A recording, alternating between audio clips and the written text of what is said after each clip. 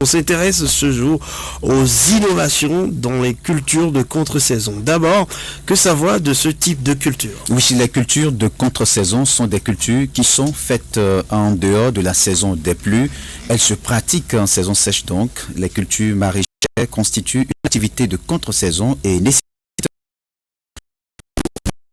Elles sont souvent pratiquées, la culture maraîchère, près des points d'eau ou dans des bas-fonds. Elles sont d'une grande valeur nutritionnelle et apportent des produits frais dans une période qui précède l'arrivée de la saison pluvieuse. La tomate, le piment, l'aubergine, l'oignon, la laitue, le crin-crin, les légumes, etc.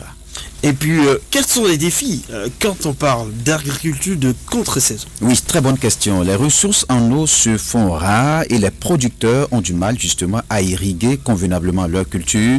Il y a la variété limitée des cultures en saison sèche à cause des températures élevées. Les rendements sont réduits avec le risque d'obtenir de mauvaises récoltes. Et c'est d'ailleurs ce qui a poussé les scientifiques à faire plus d'efforts, dans le sens de l'innovation, de sorte que nous en sommes arrivés à avoir assez d'innovation dans la culture de contre-saison.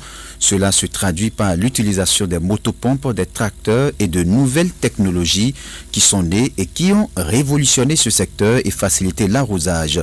Gounousaka Fadel est agroforestier, environnementaliste et il explique.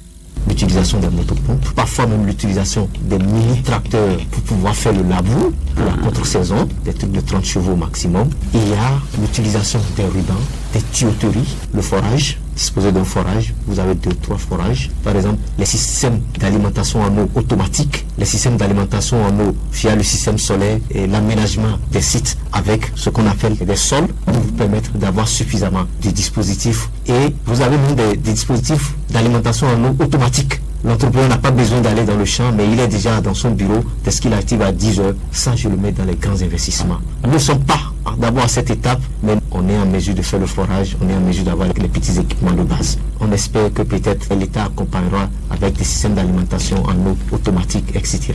Il y a aussi d'autres systèmes qui sont développés, qui permettent de produire du poisson, utiliser l'eau du poisson pour arroser. Il y a les systèmes où vous produisez à la fois des plants et en bas vous avez un système de pisciculture. Il y a tout un tas de systèmes que les gens ont mis en place. Alors, que doit-on faire? Le producteur qui s'investit dans une culture de contre-saison, surtout, que doit-il faire lui pour espérer de bons rendements? Oui, il faut stocker les eaux de pluie pour l'utiliser pendant la saison sèche, installer des forages ou des puits. Il faut l'installation d'un système d'irrigation adapté pour que les cultures reçoivent la quantité d'eau nécessaire à leur croissance. L'irrigation goutte à goutte, par exemple, pour acheminer directement l'eau aux racines des plants. Il faut une bonne sélection des cultures bien adaptées à la saison sèche et capables de croître. Choisir des semences hors saison auprès des conseillers agricoles ou dans des entreprises semencières qui peuvent également faire aux producteurs des propositions et ériger des barrages autour des cultures à cause du vent.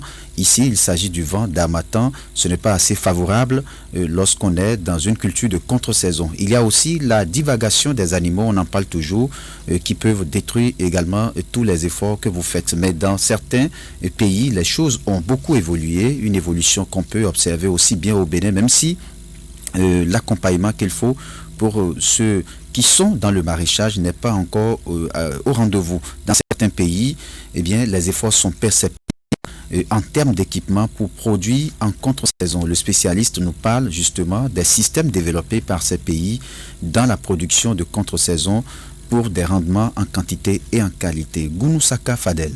Il y a assez d'innovation et des pays comme l'Israël, par exemple, sont reconnus pour leur capacité à produire en contre-saison. Mais dans la sous-région, nous avons un pays qui est reconnu par sa capacité en termes de production de contre-saison, c'est le Burkina. Le Burkina est une exception, mais à travers des systèmes de production qu'ils ont pu développer. Par exemple, au Burkina, il y a les systèmes de demi-lune. Les systèmes de demi-lune, c'est des bandes de terre qu'on fabrique sous forme de demi-lune. L'avantage, c'est qu'on le fait dans les zones versantes. Et lorsque l'eau descend, ces demi-lunes gardent l'eau. Et c'est sur ces demi-lunes maintenant on vient produire. Ou ils ont encore une autre technique qu'on appelle la production sous des pierres aménagées. Ou c'est des zones versant également où il y a suffisamment de l'humidité, on laisse la graine là et ça pousse. Ils ont des méthodes de saillie. Donc la méthode de saillie, ce n'est rien d'autre que l'ouverture de trous au niveau du champ, plusieurs trous, où ils amènent la fumure organique et ils amènent également la paille. Comme ça, au milieu de ce trou, on crée des conditions favorables à une bonne production, étant donné que c'est de petits trous qu'on arrose ou qu'on alimente régulièrement en eau. La plante se retrouve plus ou moins dans un préférendum et a cette facilité de produire. Voilà, René Soglo. Globalement, l'agriculture de contre-saison, c'est difficile. En tout cas, dans notre contexte, il y a des efforts qui se font, il y a des défis à relever. Ça pourrait être facile si le producteur a une parfaite maîtrise des techniques. C'est aussi ça, parce que derrière ça, c'est toute une technicité. En combinant toute cette stratégie, toutes ces techniques, la maîtrise de l'eau, la bonne sélection semencière, les producteurs peuvent inexorablement augmenter leurs chances de succès. Une bonne préparation, une bonne planification, l'agriculture de contre-saison peut être une option viable et bien rentable pour les producteurs.